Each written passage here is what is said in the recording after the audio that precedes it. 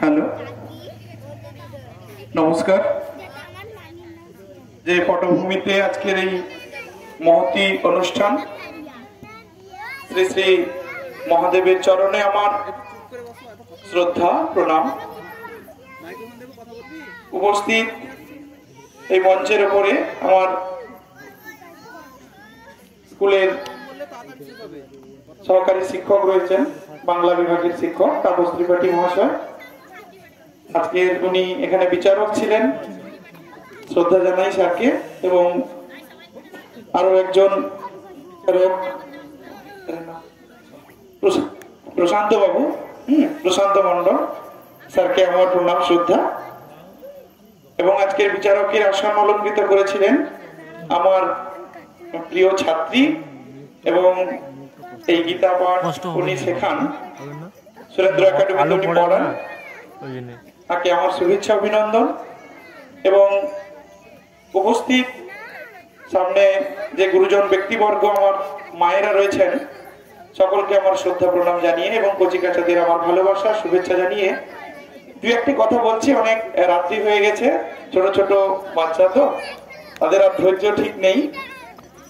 আর কিন্তু মাঝখানে সুন্দর যে যোগ প্রদর্শনী হলো, খুব ভালো লেগেছে। তার মধ্যে গীতা পাঠ, যেটা অত্যন্ত জরুরি।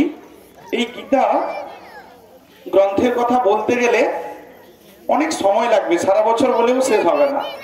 ভগবান শ্রীকৃষ্ণ যে কথাগুলো বলে গেছেন, তার যে গুরু অর্থ, আমিও আজও পর্যন্ত সবটা বুঝতে পারিনি একজন সংস্কৃতের শিক্ষক হিসেবে। তো সেখানে অনেক অন্তর্নিহিত অর্থ রয়েছে। কয়েকজন এই যে লাস্টের যে বিভাগের প্রতিযোগিতা হলো, সেখানে তারা ব্যাখ্যা করে শুনিয়েছেন, ভালো লেগেছে। এই অনুষ্ঠানে যারা উদ্যোগী, তাদেরকে আমার পক্ষ থেকে অসংখ্য ধন্যবাদ। যে এরকম একটা অনুষ্ঠান অনাড়ম্বর হলেও উদ্যোগটা কিন্তু মহৎ, তার জন্য তাদেরকে অসংখ্য অসংখ্য ধন্যবাদ। সাগরদ্বীপের বুকে এরকম একটা ছোট্ট অনুষ্ঠানকে আগামী দিনে আমি আরো বৃহৎ থেকে বৃহত্তর, বৃহত্তম রূপে দেখতে চাইছি। আজকের হয়তো বেশি দর্শক আসনে অনেক দর্শক নেই, এই দর্শক আসনে তবুও যেটা আছে অনেক ভালো। আরো চাইবো এরকম গমগম মাঠ ভর্তি প্রতিযোগী বা প্রতিযোগিনীর সংখ্যা অনেক হয়েছে। বিচারক মন্ডলী মানে বিচার করতে অনেক কঠিন পরিস্থিতিতে পড়েছেন। এরকম একটা পর্যায়ে আমরা আগামী দিনে এই গীতা পাঠের আসরটাকে চাইবো। আর বিশেষ কিছু না বলে এই অনুষ্ঠান যাতে আরো আগামী দিনে শ্রীবৃদ্ধি হয়, ভগবানের কাছে সেই প্রার্থনা জানিয়ে, এবং সকলের ছেলে মেয়েদেরকে বলবো যে যোগ, এই যোগ আর গীতার সঙ্গে একটা ওতপ্রোত সম্পর্ক রয়েছে। যোগ ব্যায়াম সবসময় মঞ্চে উঠে আমি পুরস্কার পেলাম, এটা বড় কথা নয়। যোগ ব্যায়াম করলে শরীর ঠিক থাকে। আমরা সেই ব্যায়াম ইত্যাদি করছি না বলেই আমাদের শরীরে এত রোগ ব্যাধি এসে ভিড় করেছে। আমাদের এই শরীর হচ্ছে ব্যাধির মন্দির। যখন এই শরীরকে আমরা ঠিকঠাক চর্চা করব না, তখন ব্যাধি এসে এখানে যাকে আমাদের উপরে বসবে। আজকের দিনে একটা হাসপাতাল, নার্সিং হোমে গেলেই আমরা দেখতে পাই যে কত দুরারোগ্য ব্যাধিতে সবাই ভুগছে এবং এসছে সেখানে। আমরা কিন্তু সত্যি কথা আমাদের এই শরীর মন্দিরকে ঠিক সেবা দিতে পারছি না। আমরা মন্দিরে যেরকম একটা ঠাকুরকে ঠিক ধুয়ে মুছে পরিষ্কার করে সন্ধ্যা পূজার্চনা করি, সেরকম আমাদের শরীরের মধ্যেও কিন্তু ঈশ্বর আছেন, তাকে কিন্তু আমরা সেবা দিতে পারছি না ঠিকঠাক। সঠিক সময়ে খাওয়া দাওয়া করছি না, সঠিক সময়ে স্নান ইত্যাদি, আমরা এত ব্যস্ত। আর সত্যি কথা বলতে কি, এই যে সংস্কার আমাদের কিছু দরকার, এবং আমাদের যে ভারতীয় সংস্কৃতি, এই সংস্কৃতিকে কিন্তু আমরা অনেকটা ভুলে গিয়ে এখন ওয়েস্টার্ন কান্ট্রির যে কালচার গুলোকে আমরা অনেকটা অ্যাডপ্ট করছি। আমাদের ভারতের একটা প্রাচীন ভাষা সংস্কৃত, সেই ভাষাতেই এই গীতা রচিত হয়েছে। আজকে অনেক ভাই বোনেরা খুব সুন্দর বলেছে, তাদের উচ্চারণ আরো স্পষ্ট থেকে স্পষ্টতর হবে, আগামী দিনে আরো ভালো করে শিখবে। এবং আমরা সেখানে সেই শিক্ষায় এইটুকু অংশগ্রহণ করতে পেরে বা আগামী দিনে আরো অংশগ্রহণ করতে চাই, এই আশা আকাঙ্ক্ষা রেখে সকলকে ধন্যবাদ, প্রণাম, শ্রদ্ধা। যে যেখানে বসে রয়েছেন, যেভাবে বসে রয়েছেন, এবং যারা হয়তো এই মাইকের আওয়াজ শুনছেন, ঘরে থেকে আসতে পারেননি, তাদের মূল্যবান সময়টাকে ব্যয় করে। তাদেরকেও অসংখ্য অসংখ্য ধন্যবাদ জানিয়ে ক্ষুদ্র বক্তব্য এখানে শেষ করছি। আপনারা সকলে ভালো থাকুন, সুস্থ থাকুন, মঙ্গলময়ের কাছেই কামনা করি। ধন্যবাদ সকলকে। ধন্যবাদ স্যারকে। আর আমাদের মধ্যে সম্মানীয় বিচারক মন্ডলী রয়েছেন। আমরা একে একে প্রত্যেকের অনুভূতি এবং আজকের সুবিধা অসুবিধাগুলো শুনবো। মায়েরা কিছু বলবেন নাকি মাইক নিয়ে যাবো? মায়েদের কাছে মাইক নিয়ে যা, কি বলবে বলছে। আচ্ছা, তাহলে স্যার মাইক্রোফোনটা দিন, স্যার এক একজন করে ওনাদের কাছ থেকে শুনুন।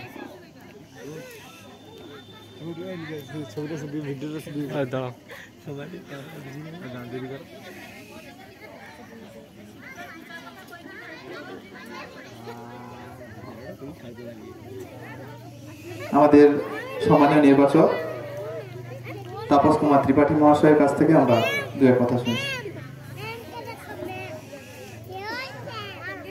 ওম নমো ভগবতে বাসুদেবায়। পরম ব্রহ্ম শ্রীকৃষ্ণকে আমার প্রণাম। ওম নমঃ শিবায় শান্তায় কারণত্রয়হি তবে নিবেদয়ামি চাত্মানং ত্বং গতি পরমেশ্বর। ভগবান শিবকে আমার প্রণাম। উপস্থিত এখানে আমাদের বিচারক মণ্ডলী, অন্যান্য অতিথিবৃন্দ এবং উপস্থিত শ্রদ্ধেয় অভিভাবক, অভিভাবিকা, ছাত্রছাত্রী, সবাইকে আমার শ্রদ্ধা, শুভেচ্ছা এবং সর্বোপরি এই যে গঙ্গাসাগর যোগ গুরুকুলম, এই যে সংস্থা দ্বারা এই অনুষ্ঠিত এই যোগ ব্যায়াম এবং গীতা পাঠের যে প্রতিযোগিতা, এদের যে এই প্রয়াস, এই প্রয়াসকে সাধুবাদ জানাবার আমার কোনো ভাষা নেই, কোনো ভাষা নেই। এই কারণে যে আমরা যে এক পরিস্থিতিতে দাঁড়িয়েছি, এই আমাদের সনাতনী শিক্ষা সংস্কৃতিকে ধরে রাখার জন্য যে প্রজন্মের পর প্রজন্ম আমাদের দায়িত্ব নিতে হবে। এই দায়িত্বটা যে এই সংস্থা নিচ্ছে এবং একটা মনোরম আকর্ষণীয় যে যোগ ব্যায়াম এই সঙ্গে যুক্ত হয়েছে, এর কোনো ভাষা নেই। জানি মনীষী বলেছেন যে আত্মবিশ্বাসের কাছে আর কোনো বিশ্বাস থেকে না। এই ছোট ছোট কচি কাঁচা বাচ্চাদের মধ্যে যদি আত্মবিশ্বাসটাকে তৈরি করে দেওয়া যায়, তাদেরকে যদি বুঝিয়ে দেওয়া যায় যে পৃথিবীর এমন কোনো শক্তি নেই তোমাকে প্রতিহত করতে পারবে, বাধা দিতে পারবে। যদি তোমার আত্মবিশ্বাস একবার জেগে ওঠে, তুমি পারবে, তোমরাই পারবে, আমি পারবো, আমরাই পারবো। এই আত্মবিশ্বাসটা এদের মধ্যে তৈরি করে দিতে হবে। এজন্য প্রথমেই দরকার যাদের, তারাই কিন্তু আজকের এখানে উপস্থিত হয়েছেন। সেজন্য আপনাদের আমার সশ্রদ্ধ শ্রদ্ধা এবং শুভেচ্ছা, অভিনন্দন। মায়েরা, বলা হয় একজন আদর্শ মা 100 স্কুল মাস্টারের সমান। A good mother is equal to 100 school master. মানে মা, একজন আদর্শ মা 100 স্কুল মাস্টারের সমান। অতএব মায়ের দায়িত্বটা হচ্ছে এইটাই। এই জন্য আপনারা এসেছেন, আপনাদের আবারও অভিনন্দন, শ্রদ্ধা। তা এই যে গীতা পাঠের অনুষ্ঠান, এটা বাচ্চারা শিখছে ঠিক আছে, কিন্তু এরা পরিবেশন করতে গিয়ে কিছুটা ভুল ত্রুটি হচ্ছে। এই ভুল ত্রুটিগুলো একটু আগামী দিনে আরো শুধরাতে হবে। আমাদের পরামর্শ থাকলো, প্রয়োজনে সহযোগিতা যদি চান, কিভাবে সহযোগিতা দিতে পারি আপনারা যোগাযোগ করলে আমরা চেষ্টা করব। এই বিষয়ে অন্তত আমাদের কার্পণ্য থাকবে, যেভাবে হোক না কেন আমরা সহযোগিতা করতে পারি।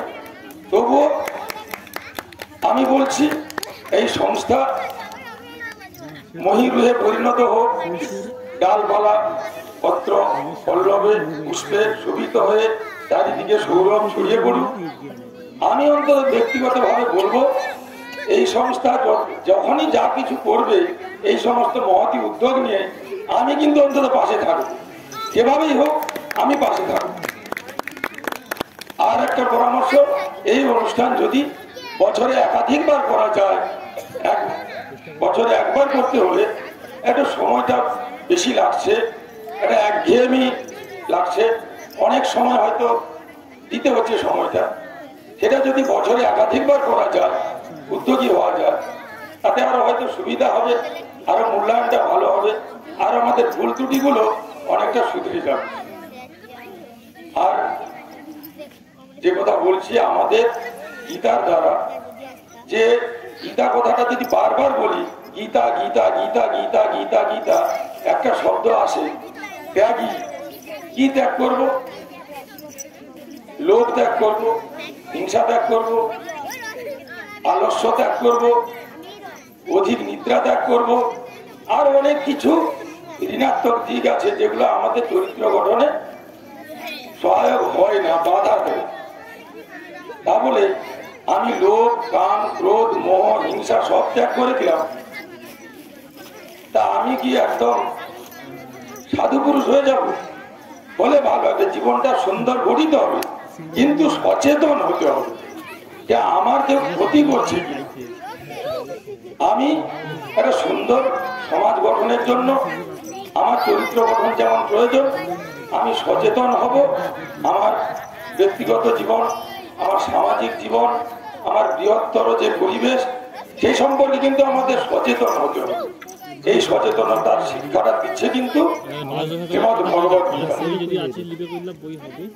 তাই আর কোনো কথা নয়। এই সংস্থার আমার অনুপ খুব সুন্দর কথা বলে, অনুপের কথাগুলো শুনতে খুব ভালো লাগে। সাগর আছে, আর আমার বন্ধুগণ প্রশান্ত বাবু আমাদের এক ক্লাসে পড়েছি জনকল্যাণে, ছাত্রী সহ আমার মাসমশাই আছে, বিপুল বাবু আমাদের সহকর্মী, সবাইকে শ্রদ্ধা জানাই। এবং এই সংস্থা আরো দীর্ঘজীবী হোক, আরো তাদের বিভিন্ন পদক্ষেপ নিয়ে তারা এগিয়ে যাক, সময়ের সঙ্গে তাল মিলিয়ে, পরিবেশ যেমন হচ্ছে তার সঙ্গে তাল মিলিয়ে আমরা এগিয়ে যাব। আরো নতুন নতুন কিছু চিন্তা ভাবনা করে এগিয়ে যাব, সেজন্য আমার শুভাশিস থাকলো, শুভকামনা থাকলো। সবাইকে শ্রদ্ধা, শুভেচ্ছা, ভালোবাসা, অভিনন্দন জানিয়ে আমার কথা শেষ করছি। নমস্কার, ধন্যবাদ। ধন্যবাদ স্যারকে। আর স্যারের আরেকটু পরিচয় বলবো, মানে স্যারের যে ছেলে চন্দ্রকান্ত ত্রিপাঠী আমার রামকৃষ্ণ মিশনে পড়ানোর সময় কলিগ এবং আমার খুব কাছের বন্ধু। আমাদের যে গঙ্গাসাগর যোগ গুরুকুলম, এই নামটা কিন্তু আমার দুজন মিলে ঠিক করেছিলাম। আর পরবর্তীকালে আমাদের একটা পরিকল্পনা হচ্ছে একটা লাইব্রেরি করার, যেখানে যে সমস্ত বইগুলো সব জায়গা থেকে কালেক্ট করে এক জায়গায় করা। স্যারের সাথে মনে আলোচনা করেছিলেন মনে হয়। আচ্ছা, হ্যাঁ হ্যাঁ হ্যাঁ, আজকে আসতে পারেনি। হ্যাঁ, তো সেই জন্য আলাদাভাবে একটা আমাদের পরিচয় আছে। খুব সমস্ত ক্ষেত্রে আমাদের পরামর্শ নেওয়া, এটা সেটার কাজে খুবই সাহায্য হয় বা আমরা আলোচনা করেই করি। তো এবার থাকতে পারেনি। ওই লাইব্রেরি একটা অ্যানাউন্সমেন্ট দেওয়ার কথা ছিল, যেখানে আপনারা বাচ্চাদের শেখানোর জন্য যে বিভিন্ন বই আমরা বিভিন্ন জায়গা থেকে কালেক্ট করে রাখবো এবং আমাদের সমস্ত ছাত্রছাত্রীরা সেগুলো পড়তে পারবে বিনামূল্যে। আর আজকের যে বাচ্চাদের জন্য পুরস্কার বিতরণী অনুষ্ঠানটা রয়েছে, তার পজিশন পুরস্কারগুলো, মানে ফার্স্ট সেকেন্ড থার্ড যে পুরস্কারগুলো আছে, তার দাতা আমাদের সম্মানীয় তাপস কুমার ত্রিপাঠী মহাশয়। ওনার জন্য আমরা একটু জোরে হাতালে যে সম্মাননা করব। আমাদের এই মহৎ অনুষ্ঠান আপনারা চালিয়ে যান, ছোট ছোট শিশুর মধ্যে দিয়ে যে বার্তা আপনারা দিতে চেয়েছেন, সমাজ সমৃদ্ধ হোক, সুন্দর পরিবেশ হোক, সুস্থ পরিবেশ হোক, জীবন গঠিত হোক, সমাজ গঠিত হোক, রাজ্য দেশ সুন্দর চলুক, এই বার্তাটা আমরা সারা বিশ্বে যেন পৌঁছে দিতে পারি। সবাই সুস্থ থাকবে, সর্বে ন সুখী ন ভবন্তু, সর্বে সন্তু নিরাময়া। সবাই সুখী এবং নিরাপদ নিশ্চিত থাকি, ঠাকুর কাছে এই কামনা করি।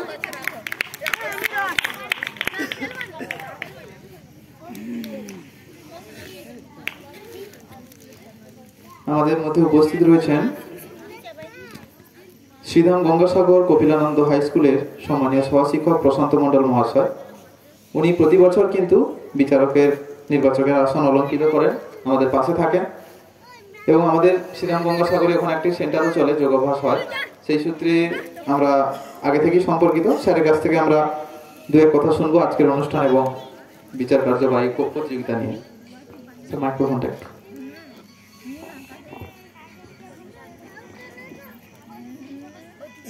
ओम नमो भगवती वासुदेवाय नमो नमो शिवाय शांताय कारणोद्वय हेतवे नमो निवेदयामि चत्तां तंगति परमेश्वर। नमस्कार। आज के गंगासागर योग गुरुकुलम आयोजित श्रीमद् भागवत गीता पाठের এই অনুষ্ঠান অত্যন্ত মহতী অনুষ্ঠান।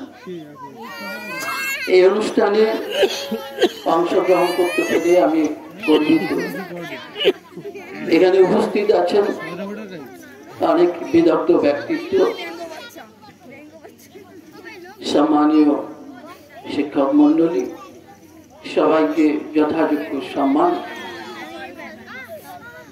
আর এখানে এই গঙ্গাসাগর যোগ প্রোগ্রাম তার সভাপতি, সেক্রেটারি এবং সদস্যবৃন্দ সবাইকে যথাযোগ্য সম্মান। উপস্থিত মায়েরা যারা তাদের সন্তানদের এক মহৎ উদ্দেশ্যে প্রেরিত করছেন, উৎসাহিত করছেন গীতা অধ্যয়নে পাঠে, তাদের আমি প্রণাম জানাই। উপস্থিত আছো সমস্ত গীতা পাঠে যারা কম্পিটিটর হিসাবে ছিলেন, সবাইকে স্নেহ ভালোবাসা জানেন। দু একটা ছোট্ট কথা না বললে নয়। এখানে যে প্রতিযোগিতা হয়েছে, সেই প্রতিযোগিতায় যারা আমরা বিচারক হিসাবে আছি, আমাদের অনেকটা সমস্যার ভেতরে যেতে হয়েছে। কারণ যে গ্রুপগুলো সিলেকশন করা হয়েছে তাতে শ্লোক সংখ্যা নির্দিষ্ট করে দেওয়া হয়নি।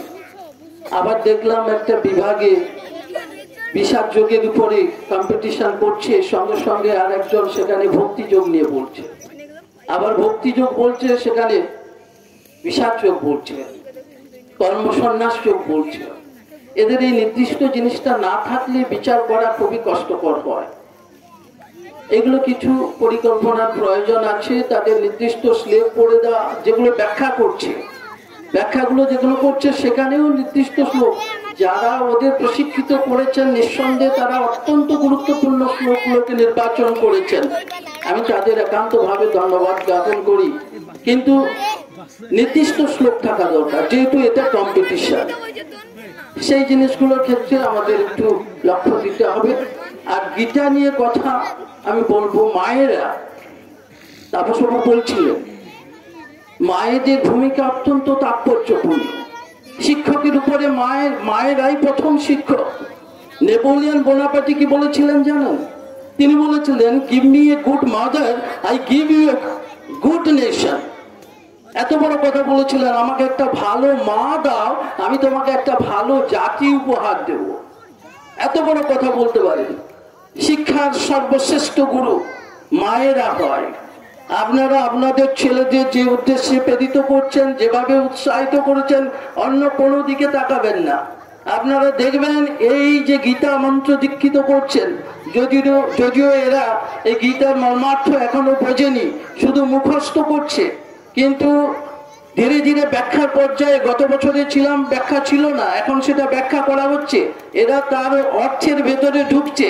যদি একবার গীতার অর্থ তাদের মাথায় আসে, যদি বুঝতে পারে, আপনি দেখবেন গীতা ছাড়বে না। পৃথিবীর এমন কোনো উচ্চ শিক্ষা নেই, বিদ্যালয়, মহাবিদ্যালয়, বিশ্ববিদ্যালয়, অল ওভার ওয়ার্ল্ড এমন কোনো শিক্ষা নেই যে গীতাই নেই। গীতার থেকে বড় শিক্ষা হতে পারে না। আমরা আজই এই বয়সে এসে গীতা সম্পর্কে বুঝেছি, আর এরা আজ থেকে শিখছে। তাহলে এরা যখন আমাদের বয়সে যাবে তখন কি হবে আপনারা ভাবতে পারছেন না। আর এদের এই শিক্ষায় আপনারা প্রেরিত করছেন, এত বড় মহৎ দায়িত্ব করছেন, আপনাদের আমি বারবার শ্রদ্ধা প্রণাম জানাই। এখন গীতা সম্পর্কে দু একটা কথা না বললে নয়। গীতা ভগবান শ্রীকৃষ্ণ কুরুক্ষেত্রের মহাপ্রান্তরে কুরুক্ষেত্র যুদ্ধ শুরু হওয়ার ঠিক প্রাককালে অর্জুনকে প্রদান করেছিলেন। কৌরব পাণ্ডবরা উভয়েরা সমবেত হয়েছে কুরুক্ষেত্রের মহাপ্রান্তরে। নির্ণায়ক যুদ্ধের মাধ্যমে হস্তিনাপুরের উপর তাদের অধিকার প্রতিষ্ঠিত করার লক্ষ্যে যুদ্ধের সমস্ত প্রস্তুতি সম্পন্ন হয়ে গেছে। আপনারা জানেন, যখন পাণ্ডু গত হয়েছিল, একটুখানি বলবো আপনারা যদি একটু সময় দেন, যখন পাণ্ডু গত হলেন তখনই কৌরব পাণ্ডবের মধ্যে বিরোধের সৃষ্টি হয়েছিল। পাণ্ডুর সন্তানরা যুধিষ্ঠির, ভীম, অর্জুন, নকুল, সহদেব অত্যন্ত ছোট ছিল, সিংহাসনে বসার মতো ক্ষমতায় ছিল না। তার জন্য অন্য রাজা ধৃতরাষ্ট্র হয়েছিল রাজা, আর সেই থেকে পাণ্ডব কৌরবদের মধ্যে বিভেদের সৃষ্টি হয়েছিল। আমরা জানি সেই পাণ্ডুপুত্ররা এক অতি শৈশব থেকে অত্যন্ত দক্ষতাশালী হয়েছিল। বিশেষ করে ভীমের বলের কাছে দুর্যোধন, দুঃশাসন এরা ঈর্ষাপরায়ণ হয়ে পড়ে এবং অতি শৈশবে ভীমসেনকে কালকূট বিষ প্রয়োগ করে মেরে ফেলার ষড়যন্ত্র করে শকুনির পরামর্শে। পরবর্তীকালে আমরা জেনেছি বারণাবতে চতুর্দিহ নির্মাণ করে পঞ্চ পাণ্ডব মাতা কুন্তিকে পুড়িয়ে মেরে ফেলার ঘৃণ্য ষড়যন্ত্রে লিপ্ত হয়েছে দুর্যোধন, দুঃশাসন, মাতুল শকুনির পরামর্শে। তাতে রাজা ধৃতরাষ্ট্রেরও সম্মতি ছিল। পরবর্তীকালে আমরা দেখবো সেই কপট পাশা খেলা। রাজকুলবধূ দ্রৌপদীকে কেশাকর্ষণ করে টেনে আনা হয়েছে হস্তিনাপুরের রাজসভায়, রাজসভার দরবারে। রজস্বলা তিনি ছিলেন। দুর্যোধন, দুঃশাসন, দুর্মতি তাকে লজ্জা বস্তু হরণের নির্লজ্জ প্রয়াস করেছে, আর নীরবে বসে রয়েছেন ধৃতরাষ্ট্র, বিদুর, অন্যান্য সমস্ত জ্ঞানী গুণী পণ্ডিত ব্যক্তিরা। 12 বছর বনবাস হয়েছিল পাশা খেলায় পরাজিত হয়ে। অজ্ঞাতবাসে পাঠানো হয়েছিল 1 বছর। 12 বছর বনবাস, 1 বছর অজ্ঞাতবাস সম্পন্ন করে তারা যখন হস্তিনাপুরে ফিরে এসে নিজেদের ন্যায্য অধিকার দাবি করলো, অর্ধেক রাজ্য দাবি করলো, অহংকারী, দুর্মতি, দুঃশাসন অহংকার করে আস্ফালন করে বলেছিল, বিনা যুদ্ধে নাহি দেব সুচক্র মেদিনী।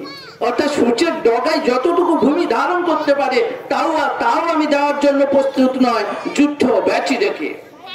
সেই যুদ্ধকে এড়ানোর অন্তিম প্রয়াস করেছিল শ্রীকৃষ্ণ। হস্তিনাপুরের রাজসভায় গিয়েছিল শান্তিদূত হিসাবে।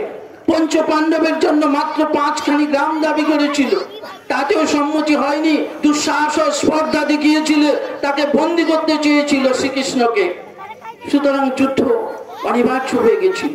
সেই কুরুক্ষেত্রের মহাপ্রান্তরে অর্জুন উপস্থিত হয়েছেন, আর যখন থেকে সেই রথে আরোহণ করে রথ চালনা করছেন স্বয়ং যদুপতি শ্রীকৃষ্ণ, তখন অর্জুন বলছেন, সেনায়োর উভয় মধ্যে রথং স্থাপয় মেয়াচ্যুত যাবদেতান্নি নিরীক্ষে হয়ম যুদ্ধ কামান অবস্থিতা কৈরময়া সহ যুদ্ধ ভয়াবস্মিন রণসমুদ্যমে।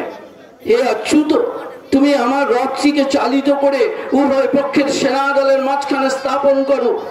আমি যেন দেখতে চাই শেষবারের মতো তারা পাণ্ডবদের বিরুদ্ধে কৌরবদের পক্ষ নিয়ে অস্ত্র ধারণ করে এখানে যুদ্ধ করবার জন্য সমবেত হয়েছেন। হে কেশব, হে জনার্দন, তুমি আমার রথটিকে চালিত করে উভয় পক্ষের সেনা দলের মাঝখানে স্থাপন করো। আর অর্জুনের রথের সারথি ছিলেন স্বয়ং যদুপতি শ্রীকৃষ্ণ। তিনি অর্জুনের নির্দেশ মতো অতি যত্ন ভরে সেই রথটিকে চালিত করে উভয় পক্ষের সেনা দলের মাঝখানে স্থাপন করেছিলেন এবং অর্জুনকে বলেছিলেন, বিশ্বধন প্রমুখত সর্বেশাং চ মহিক্ষিতম ওয়াজপার্থপশ্যৈতম সমবেতান কুরুনীতি। বিশ্বজন প্রমুখ পৃথিবীর অন্যান্য সমস্ত নিপতিদের সামনে যদুপতি শ্রীকৃষ্ণ অর্জুনকে বললেন, হে অর্জুন, হে কৌন্তেয়, সামনে তোমাদের সামনে যারা উপস্থিত তাদের তুমি সচক্ষে প্রত্যক্ষ করো, যারা তোমার বিরুদ্ধে অস্ত্র ধারণ করে এখানে যুদ্ধ করবার জন্য উপস্থিত হয়েছেন।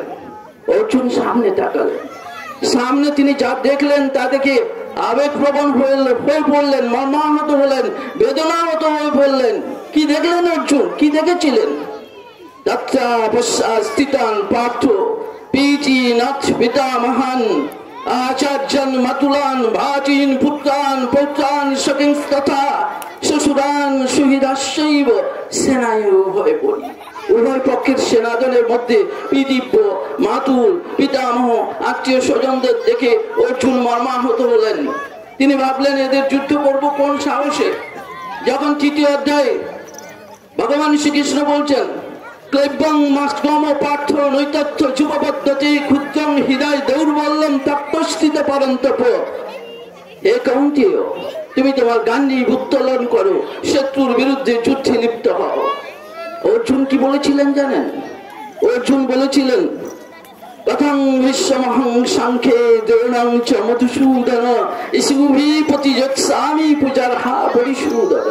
হে পরিশূদন, হে হরিশূদন, আমি কিভাবে পরম পূজনীয় পিতামহ ভীষ্ম আচার্য দ্রোণের বিরুদ্ধে আমার তীক্ষ্ণ গান্ডীব উত্তোলন করে তাদের প্রহার করি, আমি কি করে তাদের হত্যা করি?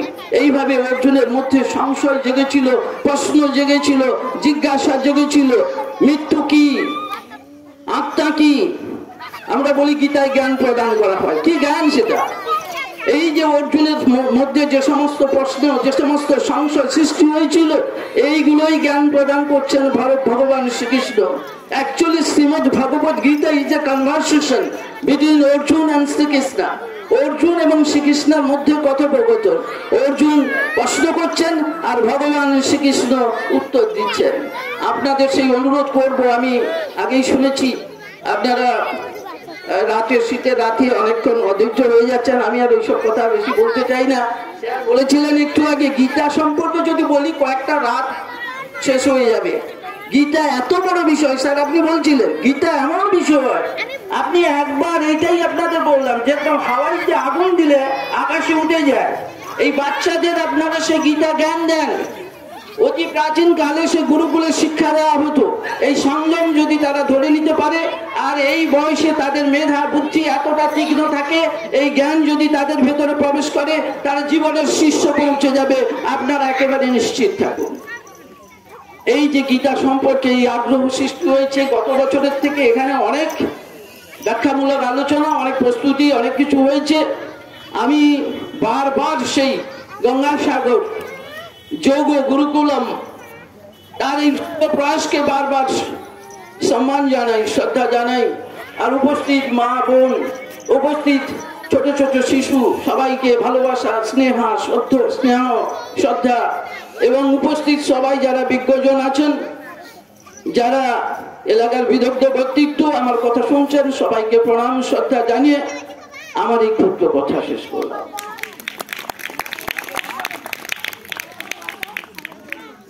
একজন মহারাজকে জিজ্ঞাসা করছিলেন যে শ্রীকৃষ্ণ তো বলেছেন যখন যখন ভারতে গ্লানি হয়, অধর্ম হয়, তখন আমি আবার জন্ম নেব, তাহলে এখন কেন মহাপুরুষ জন্ম নিচ্ছে না? তো মহারাজের উত্তর, যেমন বিভিন্ন এক্সপ্রেস ট্রেন নির্দিষ্ট স্টেশন ছাড়া দাঁড়ায় না, ঠিক তেমনি ভাবে মহাপুরুষরা সঠিক মাতৃ গর্ভ বা সঠিক মা পাচ্ছে না। আদর্শ মা না পাওয়ার জন্য সঠিক মহাপুরুষরা জন্ম নিচ্ছেন না। আর আজকের মায়েদেরই তৈরি হতে হবে। তো তেমনই এক মাতৃশক্তি, এক নারী শক্তিকে আমরা মঞ্চে পেয়েছি নির্বাচিকা হিসাবে। আর উনি সুরেন্দ্র একাডেমিতে শিক্ষিকা এবং আমাদের যে আর্য সমাজ আছে তার একজন সদস্য। ওনার কাছ থেকে ওনার মূল্যবান কিছু কথা এবং আজকের অনুভূতি সম্পর্কে শুনব। ম্যাডাম।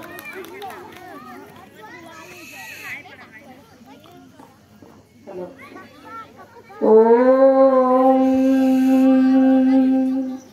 কৃষ্ণায় বাসুদেবায় হরয়ে পরমাত্মনে প্রণত ক্লেশনাশায় গোবিন্দায় নমো নমঃ।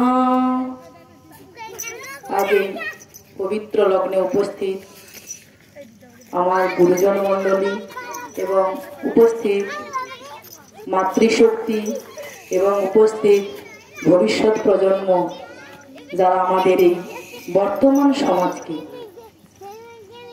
কলুষিত মুক্ত করতে চেষ্টা করবে। আজ নিজেকে খুব ধন্য মনে হচ্ছে যে আমরা এই সাগর দ্বীপের বুকে গীতা প্রতিযোগিতা করছি এবং ছোট ছোট বাচ্চাদের নিয়ে বিভিন্ন সাংস্কৃতিক অনুষ্ঠানে আমরা উপস্থিত হয়েছি।